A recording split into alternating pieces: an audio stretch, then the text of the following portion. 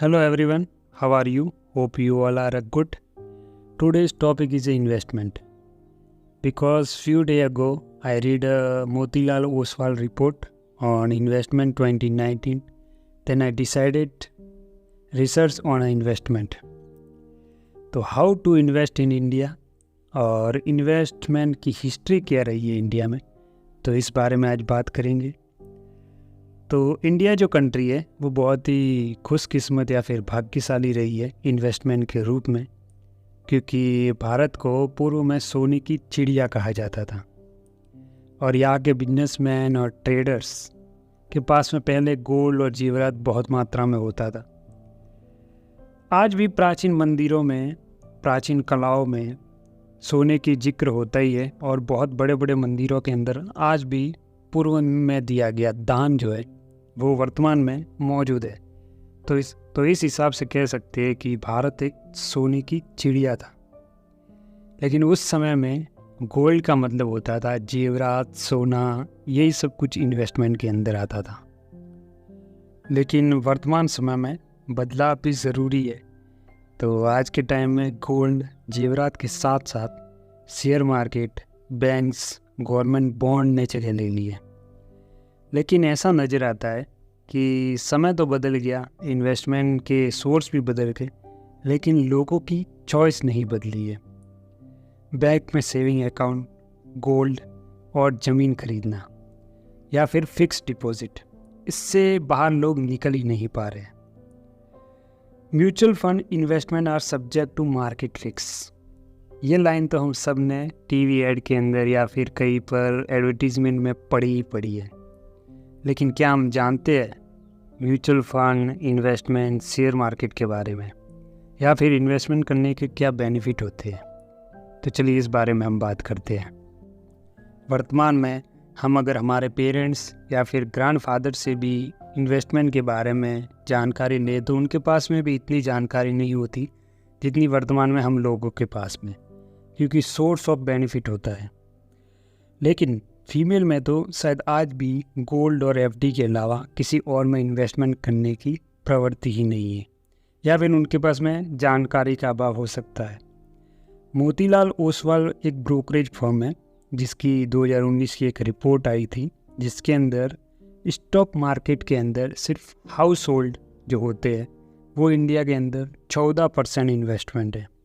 वही इसकी इंडिया की तुलना में यूनाइटेड स्टेट के अंदर 66.5% लोग आज से भी उसको अंदर इन्वेस्ट करते हैं। तो हमें ये जानना पड़ेगा कि इन्वेस्टमेंट अपने देश के लिए और अपने लिए कितना इम्पोर्टेंट है। सबसे पहले इन्वेस्टमेंट का मतलब समझना होगा। इन्वेस्टमेंट का मतलब होता है कि असेट का क्रिएशन करना, और ये जो असेट क्रिएशन होता है ये समय के साथ आपको रिटर्न देता है, जिसे कह सकते हैं कि आपको प्रॉफिट मिलता है। जैसे कि आप किसी सेविंग अकाउंट में या फिर एफडी में फिक्स समय के लिए जो पैसा जो है वो डिपॉजिट करते हैं, और बैंक या फिर एफडी कंपनी जो होती है वो आपको उसका रिटर्न ऑफ इन्वेस्टमेंट देती है। तो यही होता है असेट क्रिएशन। साथ ही इन्वेस्टमेंट दो तरह का होता है, एक होता है फिजिकली और एक होता है डिजिटली। फिजिकली के अंदर आता है गोल्ड या फिर लैंड या फिर रियल इस्टेट। वही डिजिटल के अंदर शेयर मार्केट या फिर बैंक या फिर म्यूचुअल फंड या फिर गवर्नमेंट बॉन्ड्स। तो हमारी चॉइस होनी चाहिए कि हमें किसके अंदर इन्वेस्टमेंट करना है और इन्वेस्टमेंट क्यों ज़रूरी है।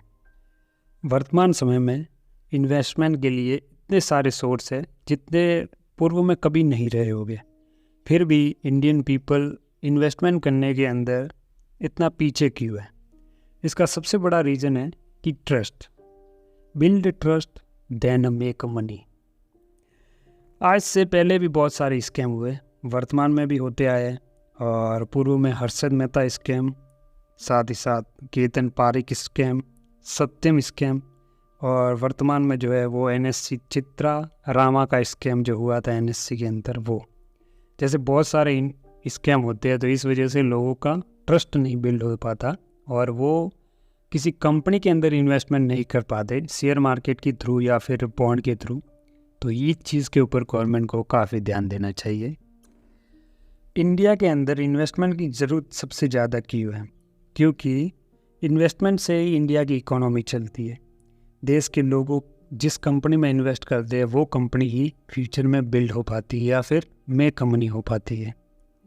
साथ ही साथ किसी भी नए बिजनेस के लिए या फिर बिजनेस आइडिया के लिए उसको आगे बढ़ाने के लिए पैसे की ज़रूरत होती है, और इन्वेस्टमेंट ही एक ऐसा जरिया है जिसके थ्रू हम पैसा इकट्ठा कर पाते हैं। इन्वेस्टमेंट के लिए गवर्नमेंट को ही लोगों को अवेयर करना चाहिए और ट्रस्ट बिल्ड करना चाहिए। साथ ही साथ स्कूली टाइम से FIS, DIS, share market, mutual fund या फिर गवर्नमेंट बॉन्ड्स के बारे में लोगों को अवेयर करना चाहिए, क्योंकि अवेयरनेस ही क्रिएट करेगी कि फ्यूचर में उनको किस डायरेक्शन में जाना है या फिर कहाँ पर इन्वेस्टमेंट करना है। यूनाइटेड स्टेट के अंदर आज भी 95% लोग इन्वेस्टमेंट करते हैं और हाउस होल्ड 66% इन्वेस्टमेंट है। वही इंडिया के अंदर ये परसेंटेज 10 से 12 के बीच में भी नहीं है। तो आप सोच सकते हैं कि हम कितने पीछे हैं।